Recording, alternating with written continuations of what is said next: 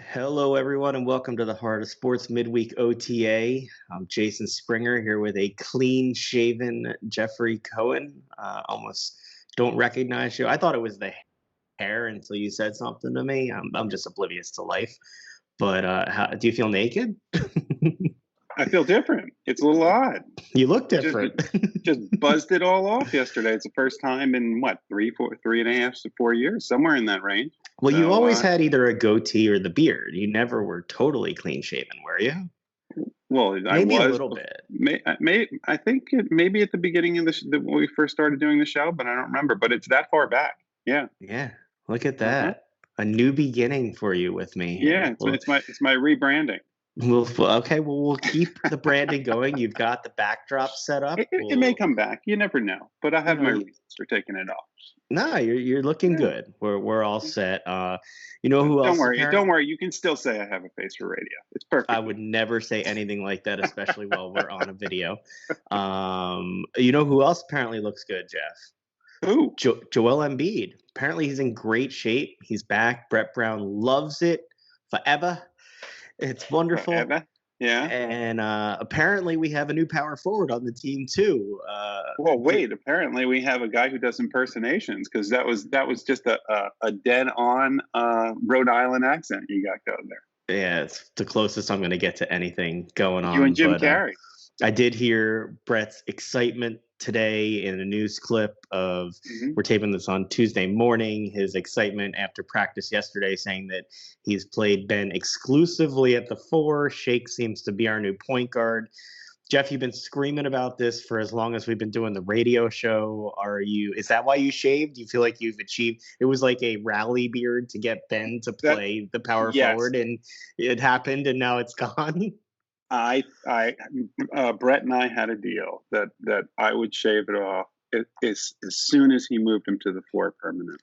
Look, Now, just like this decision by him, again, this could switch right back. I have no faith that all of a sudden that he's going to go through the whole I'm so sure about him not being sure that there is a chance that he goes through not only all these practices doing this, goes through these preliminary games, and then the second they get to the playoffs, he's the point guard. no, he starts as the point forward, and then all of a sudden, in the middle of the game, Brett Brown sees a matchup, and then boom, he's back to them. Yeah, that could definitely So happen. exactly. So Look, I'm not don't trying know. to make light of it, but it only took a global pandemic to move Ben Simmons to the power forward, apparently. And he apparently looks explosive. Like, this is surprising to anybody. Why did it take this organization 3-4 years to figure out what a lot of the fans and sports writers have been screaming for? I know Brett's explanation was, well, we weren't the best team when we came here, and I chose to make him the point forward and BS. Okay, you've had every chance to get a Well, point guard and move him, and you haven't. So what's going on here? changing the number isn't necessarily going to do anything. Again, the proof is going to be in the pudding. The question is going to be who's taking the ball up and who's distributing it. And if it's Ben that ends up doing all that, then nothing really changes. The question is whether the mindset changes for Ben also to be on the blocks. I mean, imagine he's close to 7 feet himself. You can have Embiid and him on the blocks. They should be wiping up every rebound. There's People won't nobody worry in the about him shooting if he's on the blocks. exactly. So I mean, this has been the right decision since they drafted him. Ben Simmons wasn't a great point guard at LSU. That wasn't his strength, and it didn't make sense that they tried to force this. And I'm not saying they forced it on Ben because I think Ben wanted it too. But this was an experiment. That's what they called it. It was an experiment. It was an experiment So that is this an failed. admission of failure that they're So it's without not a admitting complete. it? No, see, it's not a complete failure because Ben. To say it's a complete failure would be to say that Ben has been a failure. Ben has not been a failure by any stretch. He is still one of the most exciting, explosive players in the league. It's a failure of positioning. It's a failure of managing roles. It's the thing that I've been screaming up and down for years about Brett Brown, and I still need to figure out whether or not, okay, let's say this is actually what he's doing. Are we sure that Shake is starting? Are we sure that somehow this isn't going to be Horford's? I guess this means Horford's now not starting, because where's he going to play, the 3?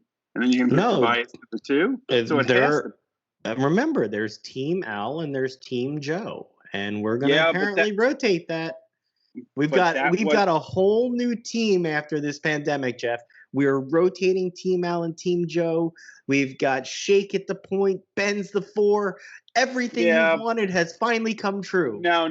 But we've had the guru on. We've had Keith on saying, that's not where Brett is not definitive about Team Al and Team Joe, and that it's always going to be like that. It's still going to be matchup contingent. So the question becomes, let's assume that this is Nirvana, and we're going to have Team Al, and we're going to have Team Joe.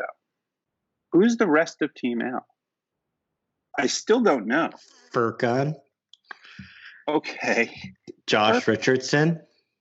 No, he'll be in the starting lineup. He'll be in the starting lineup. Starting 2.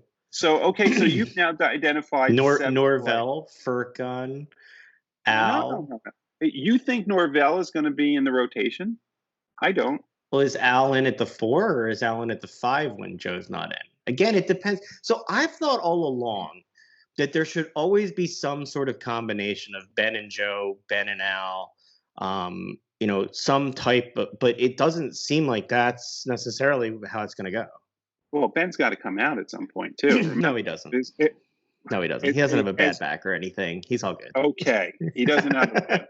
Yeah, he's healthy. He had a bad back before this. Remember, he wasn't playing before the pandemic. He's healthy now. We didn't know if he was going to play this season. So I think you still are going to have to give him a rest. And people have to remember, this is all the stuff that they worked on for the last couple of years to make sure that there was time off between games and stuff. It's no longer there. That ain't going to happen.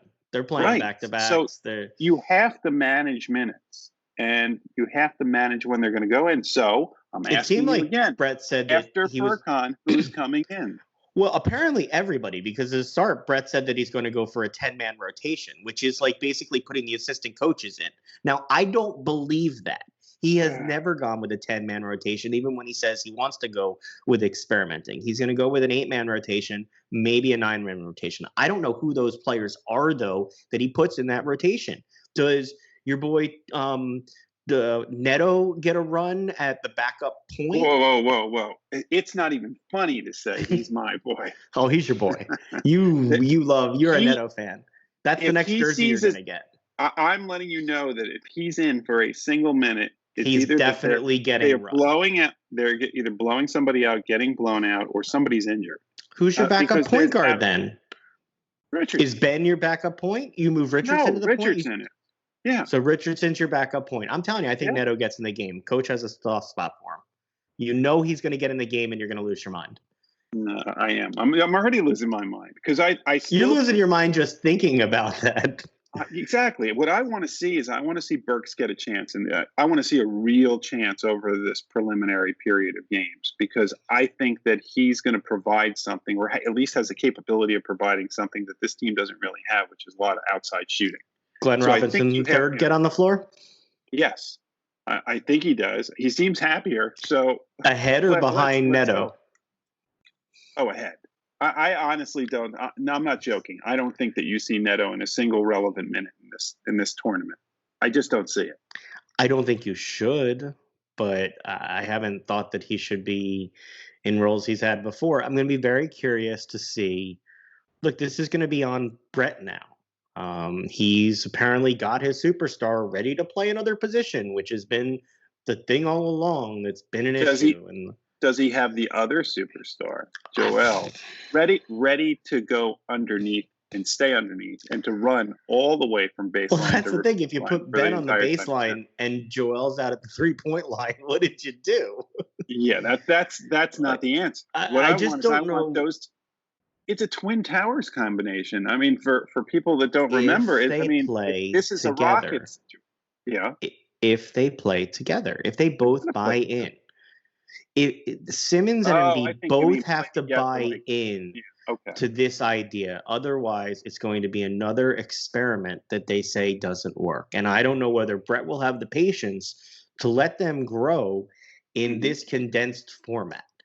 Maybe he'll give a couple games as they get ready for the playoffs, but I don't really know. You know who else won't be there? Ryan Brokoff doesn't travel with the team. His wife has COVID, Jeff. Yeah, I mean, look, it's a really sad situation. It's understandable. His wife has it.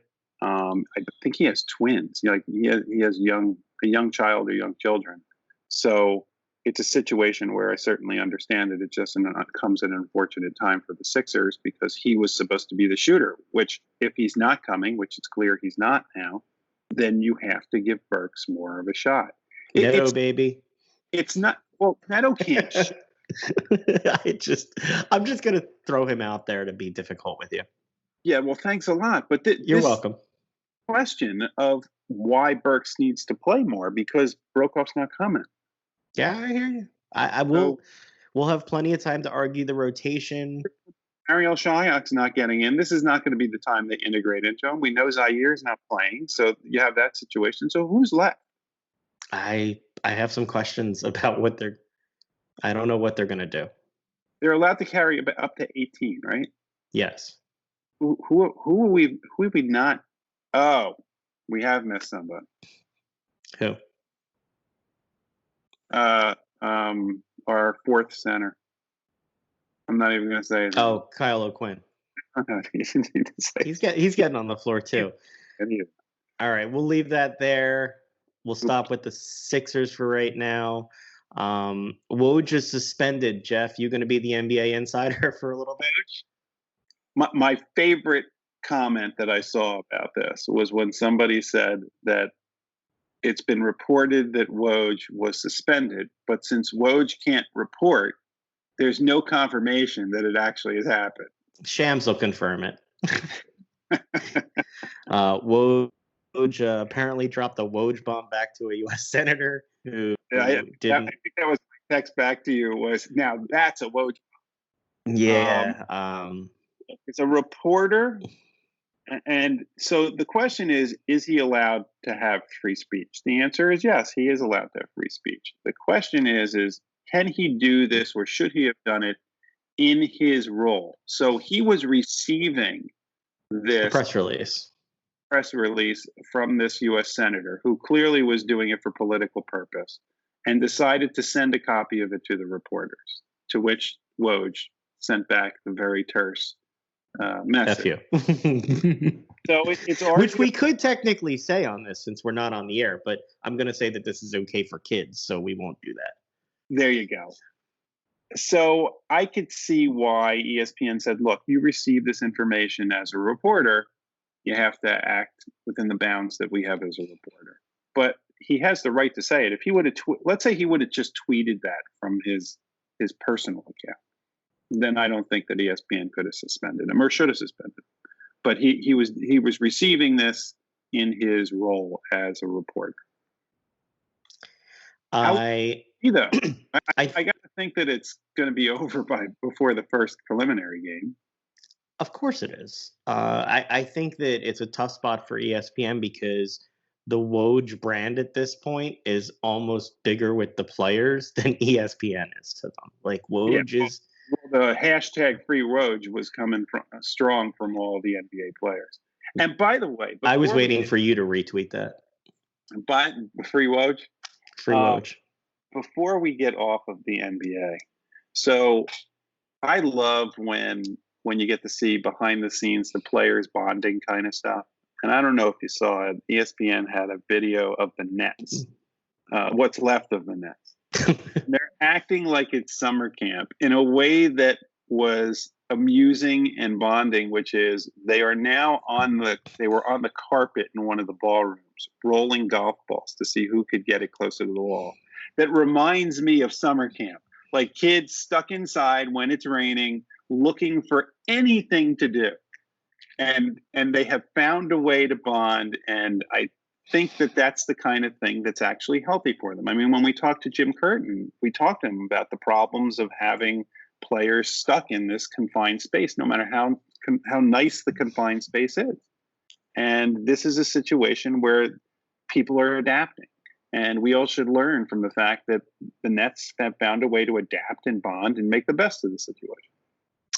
It's fun to see. There was some stuff with Boban out there about what he's doing. Tobias Harris is missing Well, his best they have friend. reunited. So the Bobby and Toby show came back. But there's another member playing the role of Toby, and he's upset. Who? His Dallas teammate there. They're having some fun. Jurkic, is that? I forget. They're having I forget which player, but they're having a good old time there. I hate when I say something and then draw a blank. I mean, I'm glad we're not on the air, but we still are recording this live, and I can't really cut it out. So, can we talk about that for a second? You're getting to that age, by the way. Do you ever listen back to our shows and you hear yourself say something stupid or something that like you lost your train of thought, and then you're like, why did I do that, or why did I go down that road? Or every week. Yeah. Welcome to my world. It's what I do in my day job as well. Yeah, I'm pretty good at critiquing myself. I mean, we do a lot of fun stuff and we talk to a lot of people, which is cool. But when you are recording yourself so much and you listen back, you say some dumb shit. It just kind of happens. And that time you decided that you were going to say the bomb. I did say that. I say, but we're not on the air, so no producer needs to dump me. So we're all good. Hey, by the way, though, the one thing I did listen back and absolutely love, not because of us, it could have been with anyone, was our interview with Michael Collins. He was so much fun. For people who did not get a chance to listen, just go back and listen to it. He goes through how he became a caddy, that he was a comedian, which clearly shows through because he's probably the funniest guest we've ever had on the show. To talking about his tattoo, his Eagles Super Bowl tattoo. I'm so glad that you asked him about his sports fandom so that we could go there, because that was awesome. You know, hearing about how Doug Peterson picked out a tattoo for somebody is not a story I ever thought that we would get on here. Did you look at the tattoo, by the way? Yeah, it's pretty sick. It's a pretty amazing If tattoo. Coaching doesn't work out, Doug Peterson can go into art. He and Trey Thomas can open their painting places and they'll be all good. I'm guessing there is one person on this planet who was not happy that we asked about that, which is Kevin Nagandi. Oh, yeah, because he's got to get a tattoo now. We have to find a way to get him back on the show, because the fact that it has been now almost 3 years and he has not followed through on that bet. Did you enjoy my offer to mediate that live on the air between the two of them? It would be great. Let's see if we can work it out. We would totally do it. Let's talk a little baseball here. Actually, before we do that, I want to talk WNBA for a second. One of their top stars, their best player, Elena Della Donna, has Lyme disease. And she wanted to opt out of the season for her health. She was denied. She wanted to opt out for medical reasons. And apparently the CDC does not list Lyme disease as a factor to be concerned about with COVID. And therefore it was denied, apparently. And she is undecided on whether she'll play. Your thoughts? Okay, but so let's be clear. When she's allowed to are not allowed to opt out, is that financial? So if she says, I'm opting out, and they say, no, you're not on the list, does that just mean she doesn't get paid, versus if she opts out and she has a condition that's on the list, then she gets paid? I'm not sure. Because they can't make her play. I'm not sure. Okay? All they can do is just say, sorry, we're not paying you if you decide to opt out. But I don't think this is right. I was going to say, is it a bad look for a league to deny a player's medical request for their health? I don't think in this circumstance, with everything that's going on, I don't think it matters whether or not you have a medical condition or not. But she clearly has one. Lyme disease is a known thing. This isn't something that's made up. We know that it impacts people's immunities. We see that it weakens people. Why in the world is there basically this, I know it's supposed to be independent panel that's deciding these things? If she goes to a doctor, does anybody think, as great a competitor as she is, as great an athlete as she is, as great a citizen as she's been, that she's going to make something up because she just wants to sit home and get paid? There's nobody that thinks that. So if nobody thinks that and nobody knows it, why would you put her in this position? And why are you putting anyone in this position? Because this is the kind of thing that causes labor strike. Yes. The union I am fighting tooth and nail about this, and I'm asking for this panel to be disbanded. I It just don't makes think sense. It makes sense. I think it's a bad look for any league that a player who has specific health concerns. Look, a player of any concern, you can't make people do something. I mean, I guess you can, but I think it's a bad look you at this want it time. I guess they can do it. I guess the whatever collective bargaining agreement allowed them to do it, or they worked it out with the players union. But if the players union agreed to this, they should go back and say, "Sorry, we've changed our mind." Hey, You Jeff, know, I got do it. lucky yesterday. I I'm drove. only saying this because we're not on the air live. Yes, you can't clip that out to use later. I drove past the Flyers training facility, Yeah. and Gritty was sitting out there in a beach chair offering valet parking. It was awesome. Did you pull up? No, but Kevin Hayes did, and he had a good wave with Gritty as they went in. It was good to see the Flyers back at practice as Phase 3 starts. Did Gritty Gritty was have a mask welcome. on? Was he social distancing? He was social distancing. He didn't have a Okay. mask on, but he was offering to valet park cars for $10. I don't know if I would have left my car with him, but it Hey, was who are they parking cars for? Just the players. the Nobody else is players. going there, right? Well, it's just Gritty being Gritty. They're not actually valet parking cars. Gritty's It's just just looking for money. He's just yeah, looking. He's doing Gritty's trying his to get a side couple hustle, extra right? bucks. Yeah, his Okay. little side hustle that he's got going on. Yeah. Apparently, Carter Hart looked very sharp in camp. Nolan Patrick is not on the roster. We had wondered about that. Any thoughts about the team being back working out? It's great to see them working out. The question is going to be is getting everybody healthy and up to Canada. That's the thing to worry about right now is getting everybody up there so you can get this started.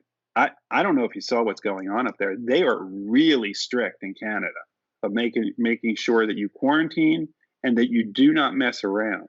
I heard that now the Blue Jays in baseball are We're gonna be now in Buffalo. thinking of right, because if they stay in Toronto and you break the quarantine, you can have up to a $750,000 fine and jail time. So if you go to Canada, these cocky players go to Canada, they better not mess around. They better stay exactly where they are, because not only are they going to jeopardize their team, they're going to jeopardize whether or not they're in the slammer. It is definitely going to be interesting to watch what these teams do as they come back. Do you worry that this is like Lucy in the football? We're going to get close to these leagues starting and then just going to be a shutdown. I don't want to say it, but like I just keep feeling like I've asked you this a few times. Where is the line? We're seeing in NCAA sports the line being drawn before it even starts. A lot of these leagues either are going to play within their league, which I don't understand how flying from Michigan to New Jersey is any different than flying from Michigan I to don't think someplace that's else it. out of To league. be fair, I don't think that's the main thing. I think the main thing is flexibility. So if you're within your small group, you already have coordination in that league. They have their schedules within that league. If something happens, they have the ability to quickly change games. If one team has a certain number of players that are sick and they can't play that week, if there's another team that has a bye, maybe they'll be prepared to play. But I think that this is a question of flexibility more than it's anything else. The Patriot League will not have fall sports in 2020. National Junior College Athletic Association is going to push their football season to the spring. And Right. yesterday, SEC Commissioner, when he was talking about COVID and player safety, said the trend is not what we desire.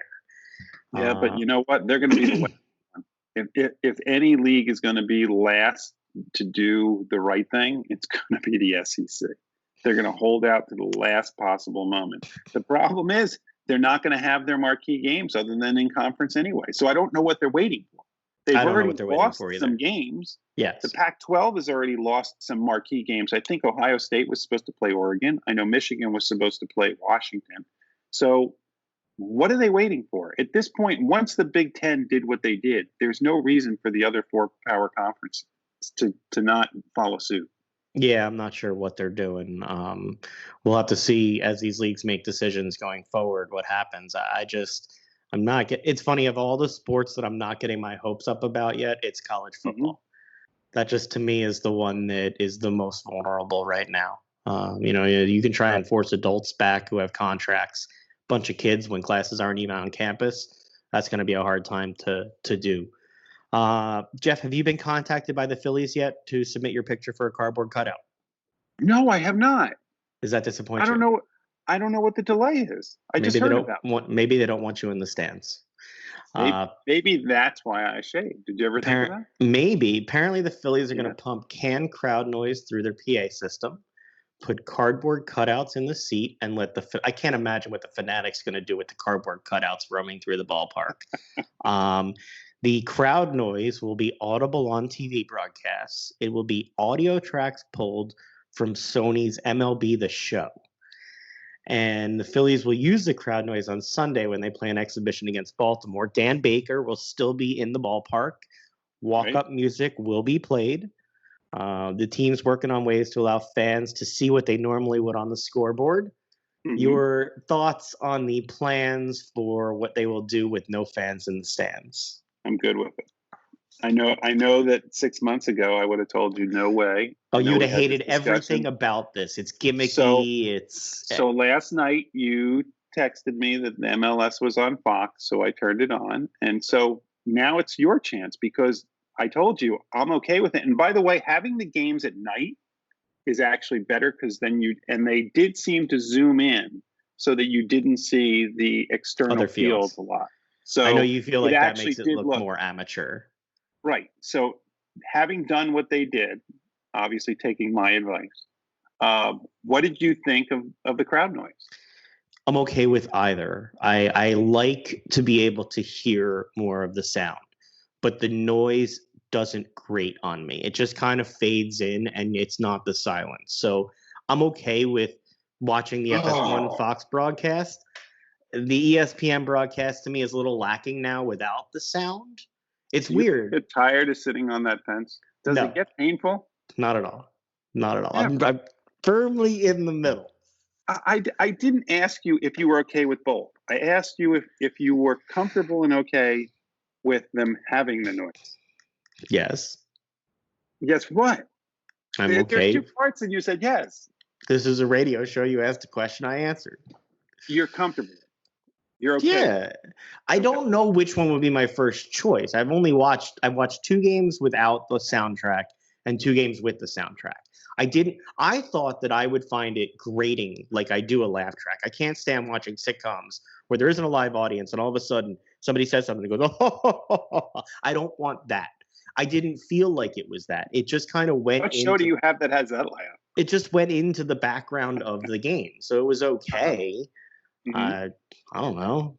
What'd you expect me to say?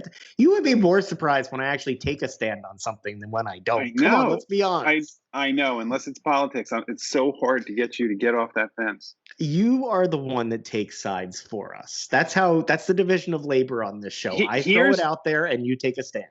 When we get to the point where we can go back to stadiums, I will go to an Eagles game with you, and I will, just so we can do this, I will hold the cardboard D just so I can have you hold up a fence. Okay. That's what I want to do. I would do that. I would do that with you. I'm glad that we can make that profound statement to finish it up. I did want to ask you one thing on the name changing and everything. So apparently the Braves are not going to change their name, but they're going to look at the chop. Huh? Why do you need to look at the chop? One, it's obnoxious. Second of all, it is offensive. I don't understand why they need to look at it. I don't know. And we didn't get to Washington. We didn't even get to Washington, we'll Jeff. Talk about We're going to have to go longer with this show. No. I need a minute. I need a minute with you. Okay. I just want your opinion as a trademark attorney of not bothering to try to lock down any of the names that you might want before you go and tell people that you are definitely going to go and change the names. The floor is yours, Mr. Attorney. I don't want to go there. What I want to do is I want to go back farther. So Daniel Snyder has caused this himself. Yes. We have heard him for years say that he is never changing the name. Never.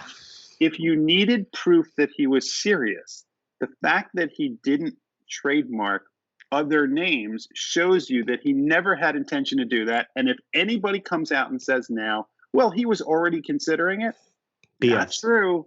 because he didn't do that. He made a lot of money as a very shrewd businessman. He knows exactly how to do this. And obviously he didn't do this. And by the way, he's now getting a chance to see what it's like when somebody does something like that to him. He made sure to put the logo and the name in the press release saying that they were retiring the logo and the name. How many times do I have to tell you that he might as well cut all of his letterhead into the shape of a middle finger? Because every time he puts out a press release, he's just shoving it up at everybody. It was so obnoxious for him to do that. And he knows exactly what he's doing. Of course he does. Just like the release a couple weeks ago that had Washington Redskins 10 times in it. They'll be the Washington TBAs right now. We'll see. One of these weeks they'll end up having something. Jeff, any final thoughts before we hit the air on Friday and I talk about one of our guests? Well, I just want to make sure that no Lucy's pull out the footballs before Friday. Oh, I hope not. That would be terrible. We're going to bring on a Michigan man, Jeff, right? We're going to have somebody on to talk with you. Are you going to say go blue to him? I will say go blue to him. We are going to have Amani Toomer on, former New York Giant. We'll talk about Jeff's Michigan fandom with him. Okay. Okay, sorry. Wolverine. Do your acceptable thing. Former Michigan Wolverine, former New York Giant. Yeah. He's going to come on and talk a little bit about his time in the NFL, integrity in sports gambling, which is a huge issue now. Jeff will probably kiss up to him about Michigan a little bit. Well, no, I have a question for him, which I'll even tell you now because we all need time to think about this. How did he get to Michigan? His father played at Ohio State for Woody Hayes. Oh, how does that happen? Like, how do you do that to your dad? All right, that's a good tease for Friday's show. We'll have him on with I'm glad with Bill Pasquarello III, talking gambling at 4:05 on Friday. Jeff will be working on some other guests. We're just going to keep this all going, right? Oh, speaking of gambling, I do have to point out that I picked the winner of the previous 2 golf tournaments, and then this week I wasn't as bold, so I went with Victor Hovland to finish in the top 10, and bang, did it again. Well, we may have to do a Jeff's Picks segment. That might have. We'll get a sponsor, and we'll start doing a segment, and you'll make us a little money on the show, Jeff. How does that sound? Works for me. All right, we'll leave it there. We'll be with everybody at 4:00 on 610 ESPN Friday. Make sure to join us. Follow along on social media. Have a great one.